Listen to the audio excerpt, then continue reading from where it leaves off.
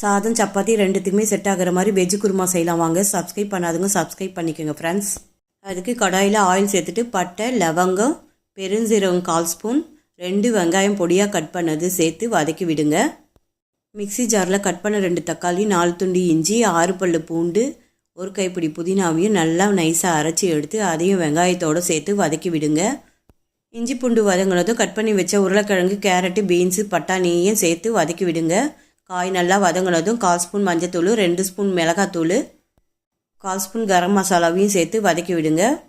தேவையான அளவு தண்ணியும் உப்பும் சேர்த்து காய் வேகிற வரைக்கும் கொதிக்க விடுங்க. குழம்பு நல்லா கொதித்ததும் அரை மூடி தேங்காவையும் அரைச்சி குழம்புல சேர்த்துக்குங்க. தேங்காய் சேர்த்ததுக்கப்புறம் குழம்பு ஒரு கொதி வந்தால் போதும். குழம்பு கொதிக்குது பாருங்கள். இந்த ஸ்டேஜில் கொத்தமல்லியை தூவி இறக்கிட வேண்டியது தான். அவ்வளவுதான், டேஸ்டான வெஜ் குருமா ரெடி ஆகிடுச்சு. ட்ரை பண்ணிவிட்டு லைக் பண்ணுங்கள், ஷேர் பண்ணுங்கள், கமெண்ட் பண்ணுங்கள் ஃப்ரெண்ட்ஸ்.